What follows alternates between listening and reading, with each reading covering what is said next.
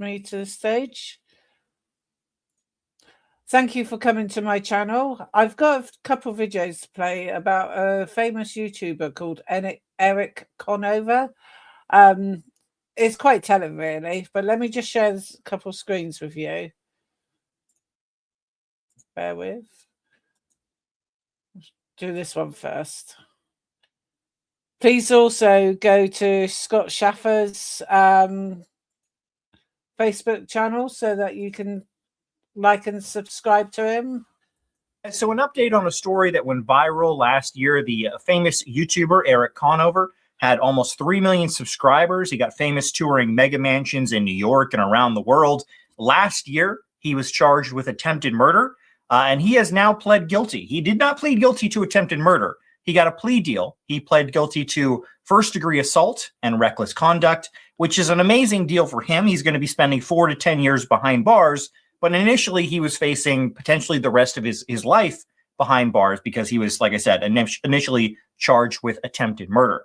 Now, this whole story has had some wild twists to eventually come to this conclusion.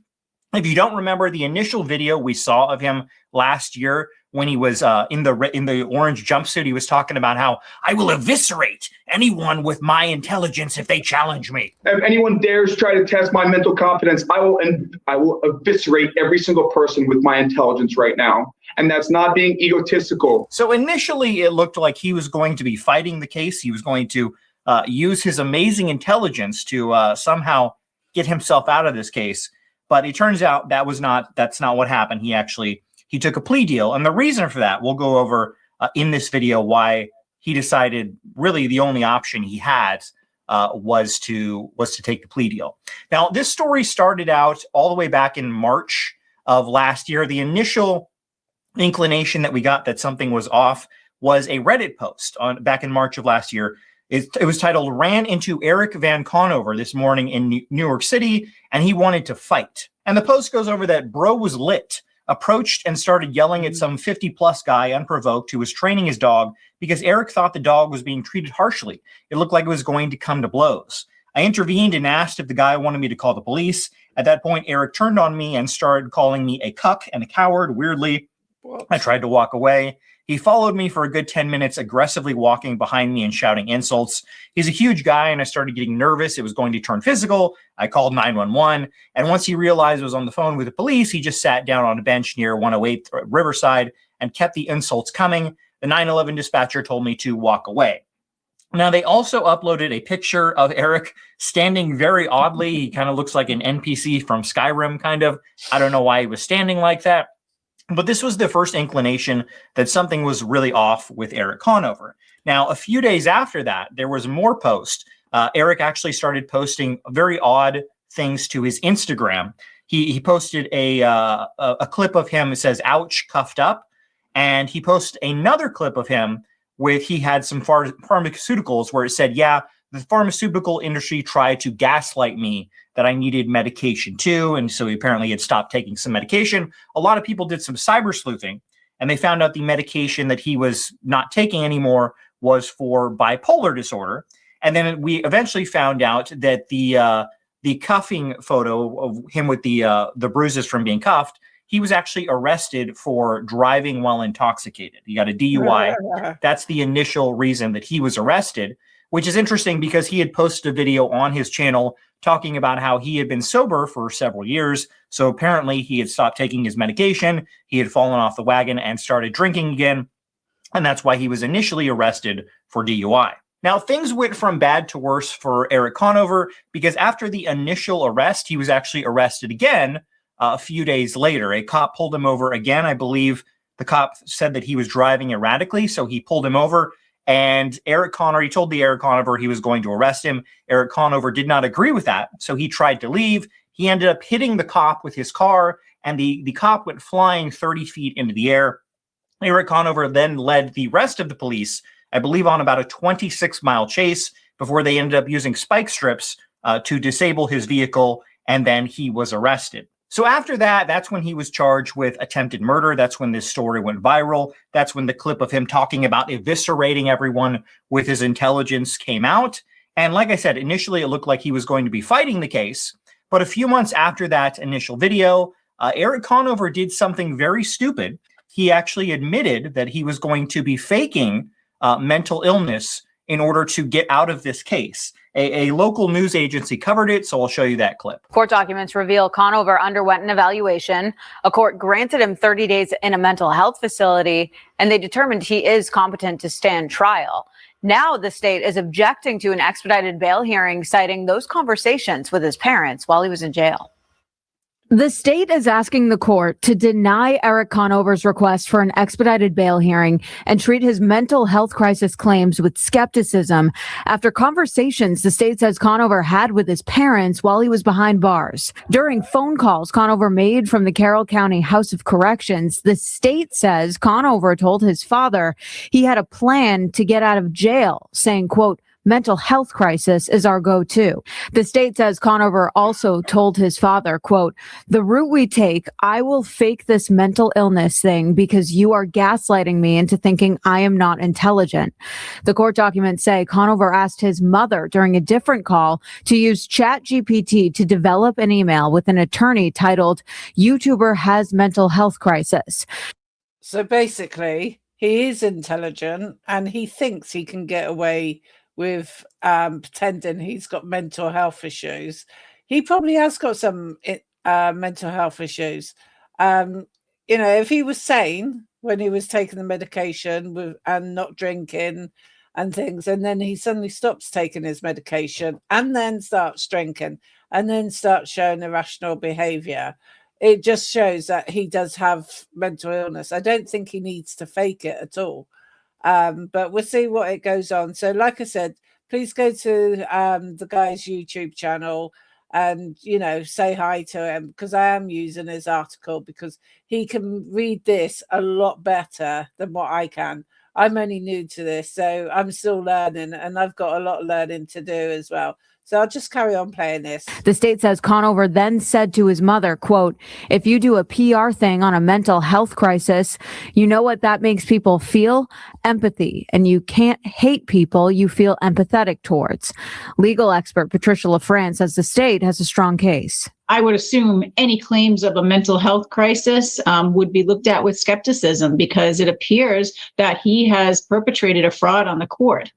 That's very damning evidence that the prosecutor has in terms of the defendant claiming that he was in a mental health crisis at the time. So yeah, admitting that you're going to be faking mental illness and trying to get people to feel bad for you because you had some sort of mental break, that's not a good idea. And obviously, most people should know the conversation that you have in jail, through the glass on the phones. The police can record that. So that was incredibly stupid. The only evisceration that Eric Conover did was to his own case by doing something so incredibly stupid. And once that came out, once the judge was presented with that evidence of Eric saying, hey, we're going to fake mental illness, the mental illness claim went right out the window, right? That was gone. Eric Conover could not use that. And at that point, Eric was basically screwed. He had no case other than claiming the mental health crisis, right? So since he couldn't do that, he was facing multiple decades behind bars for apparently attempted murder and many other things. And so ultimately, Eric decided to take a plea deal. Like I said at the beginning of the video, he took a plea deal for first-degree assault and reckless conduct, which he'll now spend 4 to 10 years behind bars. Now, some people may be like, why did the police decide, or why did the prosecution decide to give him that plea deal? Well, in any case, even if you have like all of the evidence, they could still potentially lose the case. I mean, you obviously have the O.J. Simpson case. I think most people know he was guilty, but he was found not guilty because the prosecution really screwed up that case. And ultimately, even if they knew they were going to win the case, a case is still going to take potentially multiple years, and I don't know how much money it's going to take to prosecute this. So just, offering the plea deal of the lesser charges to get the conviction is something they will often do, which is why he decided to take that plea deal. Now, interestingly enough, the police officer that Eric hit with his car was actually at the courthouse, and he was not happy that the prosecution gave Eric Conover a plea deal because apparently the police officer has had lasting injuries that he's still trying to recover from nearly a year later. So he was not happy with Eric getting this plea deal. Conover hit the officer, Cameron Emmett, who rolled onto the hood and was carried and thrown 40 feet. This is not the outcome I had hoped for and not the outcome that reflects the severity of what happened. A police officer being run down intentionally during the course of duty is not a minor incident. Conover then led authorities on another 28-mile chase before police arrested him. But yeah, there you go. That's the end of the case. Eric Conover will now be spending between 4 and 10 years behind bars. I don't think he'll probably spend 10 years. It'll probably be closer to the 4 years that he'll be spending behind bars.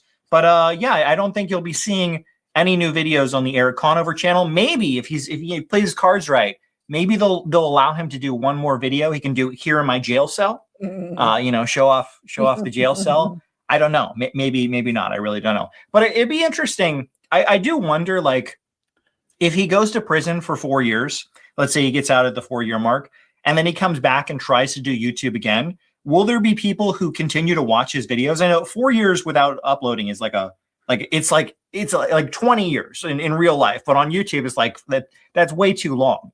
So it would be interesting if he got out of jail in 4 years and started uploading again. Would people continue to watch his videos? Would people tune in again? I really don't know. But there you go. There's an update on the story. Eric Conover pleads guilty, will now be spending potentially up to an entire decade behind bars. Let me know what you think in the comments below. Right. So that was If anyone dares that was interesting. Let me just go back to my StreamYard. Yeah, so feel free to go to his channel and like and subscribe to him if you can. I thought it was really interesting.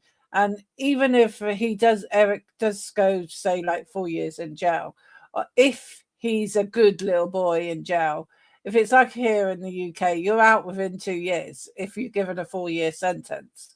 But, if he does 10 years, he could be out in 7. As for him starting up a YouTube business, he will need to earn some money. And I guess his way is, I've got all this money I can, earn from YouTube. I believe he's got several multi-million-dollar homes scattered around the places. And so, I mean, he could sell them and live comfortably from that. So what's your views? I will definitely keep an eye out on him, but I should imagine when he comes out, if he goes back onto YouTube, people may watch him, but I think he'll get a lot of hate, especially after hitting a police officer and causing quite a lot of injuries and mental state for that police officer as well. So it'd be really interesting. So thanks again for watching me. I do appreciate it. And if you can leave a comment in the chat, I would appreciate that. And I will try and answer every single comment. And if you've got any news stories you want me to cover, feel free to email me and I will do my best as I can. I would have done a bit more research in this, but I'm going out tonight on a paranormal evening. So I haven't really got time to do my own research into this. So I just thought I'd use someone else's video and give them a shout out for that as well. So thanks for listening. Till the next time. Bye.